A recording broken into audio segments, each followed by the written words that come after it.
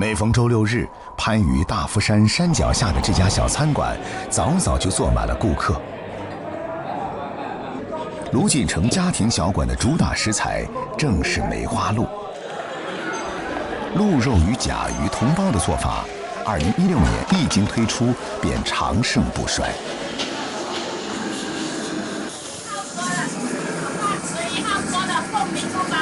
盧錦成是番禺中村人，凭着一手粵菜功夫，早就拿了国家2級廚師證。慢慢老細，慢慢走啊！飯市落罄，盧錦成總算能歇口氣。老盧一度轉行，2016年重啟爐灶，可剛開始店鋪裡冷清的能跑馬。盧錦成的兒子盧浩賢憋出了個主意。咁我就直接擺咗隻鹿箭在原上，就冇辦法唔做啦。盧浩賢先前做電商，雖沒學過廚藝，但在總結網上資料，並結合父親所長後，設計出了一系列鹿肉菜式。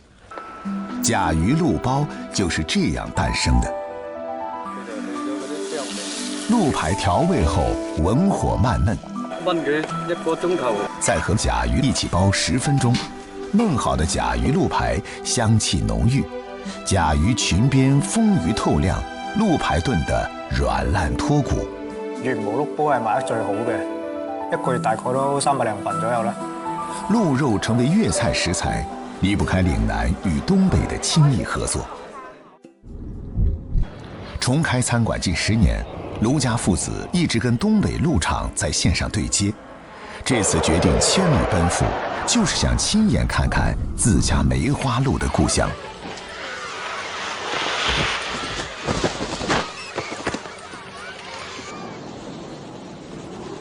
第一次嚟，好似好開闊咁啊！啲地方。土生土長的南方土豆，第一次到東北，處處好奇。呢度好似紅火啲咁啊，個太陽，好似大個啲咁啊，望落去好開心啊！望下一片平原咁呢啲地方啊，啱啱收割完啊。長春市鹿鄉鎮是庭院飼養梅花鹿的發源地，鎮裡5000多戶人家以養鹿為主。這裡也是盧錦成父子的目的地。合作多年的網友終於要見面了。陳姐你好，東北是不是冷啊？冷啊！第一次見。我們這麼多年也是互相信任走過來的。陳英有近40年的養鹿經驗，家裡現養着100多頭梅花鹿，養鹿的手藝也傳了3代。近年梅花鹿市場放開，周邊產品走俏，陳英轉而打理家庭小店，鹿場交給女兒滕雨欣。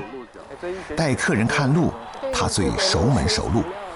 等到來年5月份之後，白色的梅花斑點就露出來了。現在冬季都換毛了，那個梅花點都沒有了。對，就是一層厚厚的絨毛。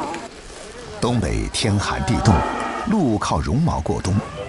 盧家父子雖然接觸梅花鹿10年，到了鹿場反倒成了好奇的學生。鹿茸啊，就幾月到幾月？每年會生長2回的。這頭很大，這頭像頂人的樣子。那種住3天的，就是一頭種鹿。這個就是年紀偏小一點的。小七，過來，它現在是5個月大啊。摸一下它就舒服了。沒有吃的啦，真饞。80、90年代流傳着一句話：1萬元不算富，10萬元剛起步。我們養鹿呢，當然是奔着7位數的來的嘛。來到鹿鄉，吃鹿肉是必須安排的。廚藝的南北碰撞就此拉開序幕。有朋友來呀，做點鹿肉菜招待遠方的朋友。鹿腎切塊煮熟，熱油炸透，和熟的連皮蒜子翻炒，蒜子鹿腰鮮辣夠勁兒。新鮮鹿肉切片，猛火熱油所汁，爆香料頭後，用鋪滿洋蔥的鐵板盛着，點上酒精保溫。即使在呼嘯的北風裡，也能吃得渾身發熱。我而家整翻2味我哋嘅粵菜俾吉林嘅朋友試下。切成薄片的鮮鹿茸，外層致密，內層疏鬆，骨質透明，像極了脆嫩的軟骨，網狀多孔的結構有效儲存了新鮮鹿血。用鹿骨熬出的高湯，先後加入人參、杜仲、白芷、黨參、陳皮，最後是鹿茸片和雞肉登場。燒1個鐘就 OK 啦。人參鹿茸雞湯。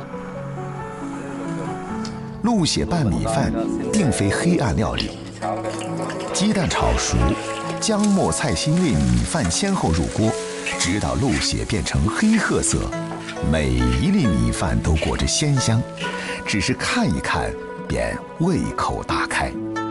今天來一個南北大碰撞啊！這個可以，可以，有一點脆脆的啊，很乾香。跟你這個啊，哎，好嘞。回到廣州後，兩人趁熱打鐵，又琢磨起了新菜式。東北之行都學到唔少嘢嘅，如果錄一啲比較酥嘅部位處理得好嘅話，都可以好好食。所以我就諗結合粵菜嘅做法都可以試一試。元旦午市收檔，盧家父子與員工圍爐賀歲，順便嘗嘗新菜。新年快樂啊！好，新年快樂，嚟，身體健康，醒嘅。從嶺南到東北，這場跨越地域的融合與創新，化作尋常百姓餐桌上那一鍋熱氣騰騰的暖意。陳志田是南海人，2011年之前在番禺大溪市場賣魚。10年嗰時咧，香港話呢個觀龍島上面有魚塘8巴，咁我就慕名而來。關龍島坐落在市橋水道和沙灣水道之間，離珠江入海口不遠。島上空氣清新，經常有人來此騎行漫遊。2007年，廣州地鐵4號線2期開通，陳志田嗅到了商機，開啟了自己的第2份事業。08年嘅夏天啊，我就係坐呢一趟列車經過呢個島，當時一見到咧，愛上咗度啦。而家我就承包咗啦，嗰一大片嘅土地。少年時因父親早逝，陳志田便每日早起飯菜貼補家用。這段經歷讓他格外珍惜土地。他約上好友，踏遍兩廣山川，只為尋覓一些既適配關龍島水土，又滋味鮮美的水果。大類有50個品種，細類嘅超過100個品種。馬來西亞嘅紅楊桃，呢啲就係四季龍眼啦。嗰啲肉質係脆、爽、甜、多汁。去過馬來西亞，又去過海南島，又去過福建。最初幾年，引進的植物水土不服，陳志田交了不少學費，但他鐵了心並沒有放棄。慢慢的，農場4時瓜果飄香，綠蔭裡雞鴨成群。即係我哋招牌菜啤酒鴨，點外賣用得最多嘅就係啤酒鴨。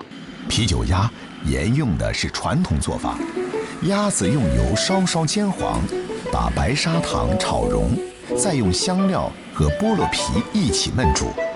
一個月賣2000-2隻啦。除了啤酒鴨，這裡還有一種本地特有的美味，藏在關龍島周邊的淤泥灘裡，每每提起，總是讓人回味無窮。很鮮甜啊！你點整嚟食都有。辣魚豬頭菜啊，最興呢手嘢啦。奶魚便是島上的隱秘之味，將奶魚煎至焦黃，用清水煮一煮，只不過數分鐘，湯色即變成牛奶似的白色。正因為湯色奶白，這種魚才有奶魚的稱呼。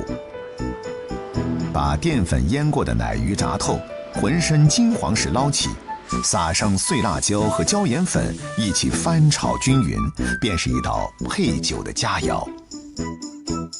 我哋一般食奶魚咧，就嗰個頭係唔要嘅，牙齒啊好鋒利啊，好容易會整損個口腔咯。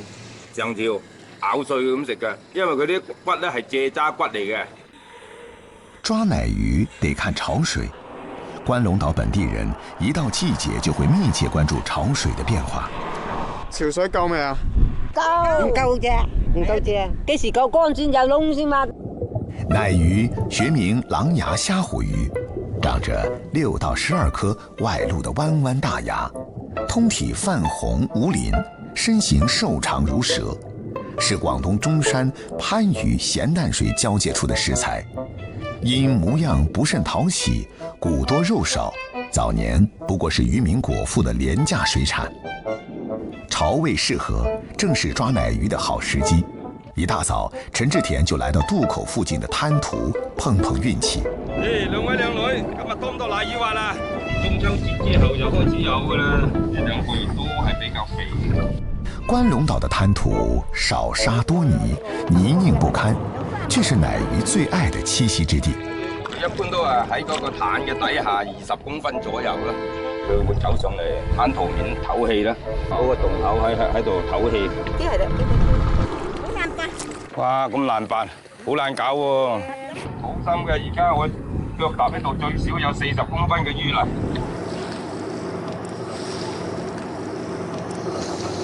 雖然舉步維艱，但奶魚的誘惑更大，而挖奶魚更是門手藝活，沒有繁雜的工具，全憑一雙手的巧勁兒。佢挖奶魚嘅時候咧，一般我哋隻手咧就每隻手啫離開大概係1到2厘米度，好似豬八戒嗰個狗舌張扒咁。睇下先，嗰個水啊，你有啊！驚喜總在不經意間降臨。哎，有條啊嗱！哎，甜水啊，揾一餐食啦！呢條咁大條啊，靚姐。呢條咁大條。哇，這麼多啊！哇！呢條大條到，呢條大一條，今日真係最大一條啦嗱！呢條奶魚旺啊，30公分又多啊！Hello，有冇2斤啊？唉，咁凍啲炭燒酒好難搞喎。今天運氣好，收穫頗豐。陳志田在關龍島生活了近16年，每年重陽節，他都會宴請島上的老人，以表自己的心意。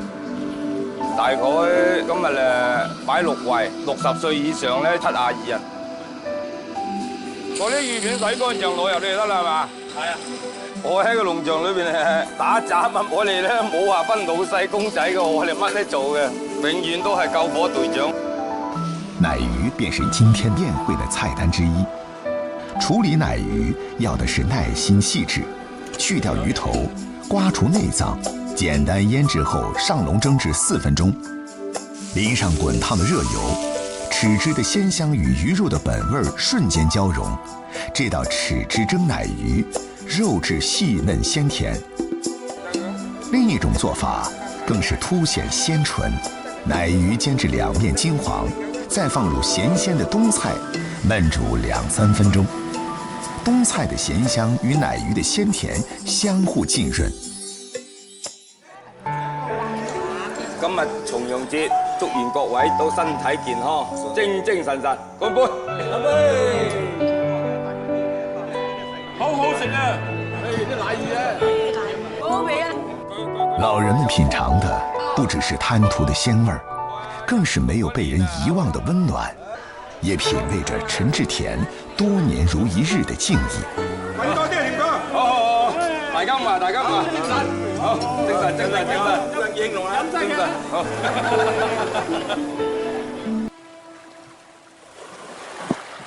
亞蹦蓮咧，可能咧要好多，叫佢曬好啲。咁你要幾多度啊？今年要訂？大約2000年羹啦。每年入秋是黃慧蘭最忙碌的時節，在深圳福田經營着餐廳的她，年底總要專程趕往大棚的海味店，精心挑選新鮮靚貨。佢揀呢個門勝江係比較奄尖嘅，你唔要求高唔得㗎，超級高啊！每年都係做嘢。交咗係幾十次啊！你一定要同我晒靚啊！一定要有呢嚿肉嘅，就唔好淨睇到重皮，要睇到啲肉。如果你甜生就臭㗎啦。嗱，係咁聞啊，好香。斬下嚿仔嚿仔要咁大嚿咁曬光喎，刺頭、刺尾、刺骨，足差唔多有半斤㗎。經驗啊，做咗幾十年嘅伴隨啊！今年77歲的黃慧蘭，直到46歲才真正與家鄉美食相伴。早年在香港打工的他，31年前回到下沙村，接手了這家餐廳。有少少就得啦，益就得噶啦。咩攞豬頭啊？多豬頭啦，係。嗰陣時就豉油咁買噶啦。深圳本土傳統風味多以圍頭菜為根基，黃桂蘭把兒時記憶的味道一道道復刻，再手把手教給店裡的廚師。最具下沙特色的南乳鴨，是食客到店必點的圍村味。有條圍都有噶啦。南乳鴨製作工序複雜，每日新鮮送達的鴨子洗淨後，上鍋蒸至通體熟透，再過冷水徹底放涼，讓鴨肉收縮，方便斬塊醃製。經過南乳浸潤的鴨肉徹底吸足醇厚醬香，在上油鍋文火慢煎，表皮漸漸泛起焦香，南乳香氣沁入鴨肉，靜待油脂析出，肉質愈發緊實乾爽，入口滿是恰到好處的鮮香。考慮噶啦，邊度食10片嚟㗎？唔止，梗唔止啦。唔知啊？起碼有30片啦。我最重最公道嘅，唔好食頸都唔要啊，頸都唔食。靠着地道的圍村菜，黃桂蘭的餐廳不僅吸引了本地回頭客，不少香港食客也慕名而來。與香港隔海相望的下沙村，30多年前還是個小圍村，黃氏族人在這裡聚居。廣袤的深圳灣是他們賴以生存的家園，村民世代以種田、捕魚、養蠔為生。如今身處福田 CBD 核心，黃思明公祠、侯王廟早已淹沒在寫字樓和公寓之間，但下沙大盆菜依然是凝聚族人的味道圖騰。大盆菜宴的習俗從南宋末年在深圳灣及香港新界一帶形成，在下沙傳承數百年不斷。每逢祭祖、婚嫁、添丁、入伙或豐收節慶，大盆菜都是宴席上不可或缺的主角。如今要品嘗地道的下沙盆菜，繞不開黃桂蘭的手藝。最高峰做到600人，做初咧就啲親戚嚟訂，20幾盤將我1兩個人煮嘅咋。初啊後生嗰陣時啊，拉咗唔得啦，拉漏。前有親戚皮有路食咯，係嘛？記住啊！哇！呢個盤菜幾好喎，邊個電話度揸咁個？就咁咯，係咁掟啊，到廣州啊，而到北京都咁寄回北京㗎。作為店裡的招牌，黃桂蘭多年堅持傳統做法，而門扇是下沙盆菜必不可少的核心食材。我呢個叫做無性。有人啊叫做麻衣，我哋滑頭啲傳統啊，為勞力嚟㗎，都係要呢個無性㗎，其他地方冇㗎。紅棗咧冇呢個啲人講㗎，做乜冇無性㗎咁㗎？話冇得買喎，買唔到喎，幼兒自冇無性啦。自小給家裡打下手養成的習慣，黃桂蘭十分挑剔，食材既要好吃，還要好看。我阿哥有支服菜噶嘛，佢就叫我做呢啲工作噶啦。呢肉都唔生性咧就唔要噶啦，因為其啲食咗啲魚咧，其時間長喺個繩啊唔夠冰唔夠嘢，嗰條腸就會臭噶啦。門扇乾經清水發泡，褪去風乾後的鹹硬，下鍋炒製，裹滿醬汁，滿是乾香。新鮮門扇則裹粉油炸，成就外酥裡嫩的口感。最妙的是同一種門扇，一韌一嫩，一濃一鮮，化作盆菜裡的2種風味。一盆盆菜需要準備的材料多達13種，蘿蔔、香菇、枝竹、豬肉、魷魚、門扇、生蠔、鴨肉不一而足。今天下沙村的盆菜宴，黃桂蘭要準備100個盆菜，各種食材都需要煮、煎、炸、炒、燒幾個步驟，幾個爐頭同時操作，時長調味均靠經驗。肉類烹飪場得提前安排，墊底的菜會吸附湯汁，調味則要淡一些。毗鄰海邊的下沙，生蠔是盆菜裡不可或缺的主菜。煎蠔最考手藝，粉漿的調製，火候的把握，分毫不能差。黄桂蘭不敢懈怠，總要盯緊全程。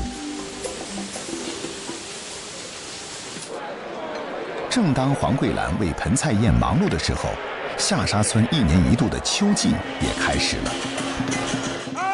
無論是居住在本地還是旅居國外的皇室宗親，每年總會在春秋2季回鄉祭祖。傳承了800多年的下沙祭祖儀式，在2011年被列入國家級非物質文化遺產。大公放豬肉，我哋大公啊，而家放豬肉。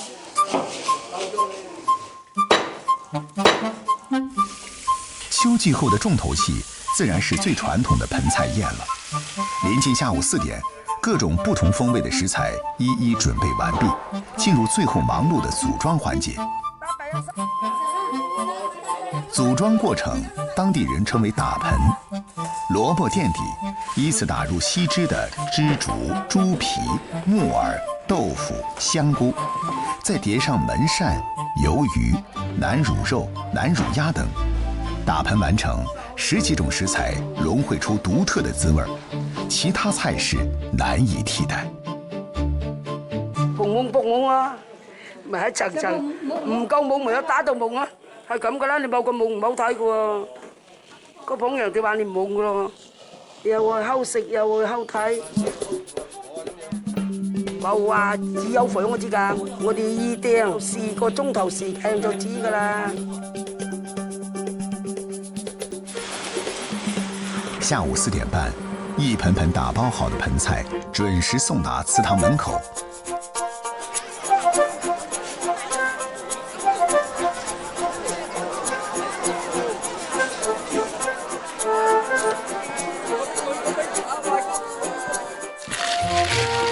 垒得高高的大盆菜，承載着濃濃的鄉情，已不再是單純的飲食習俗，也被下沙人看成是延續宗族情感、增進家族團結的象徵。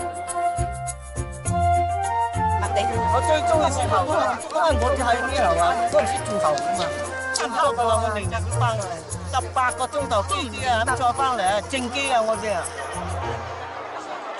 大家圍坐一桌，俗稱吃盆。這裡有個有意思的老規矩，吃盆絕不客氣。食客拿筷子在盆中盡興翻找，越是盆底的菜，滋味越好。吃盆菜也因此得了尋寶的趣說。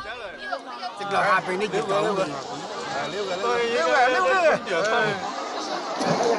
都冇要，人都冇要，有食有拎，冇糧費啊！冇糧費啊！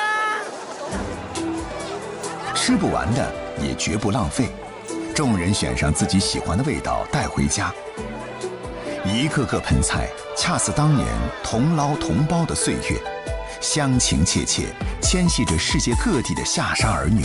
入口是故土本味，留下來的是血脈裡扯不斷的根與情。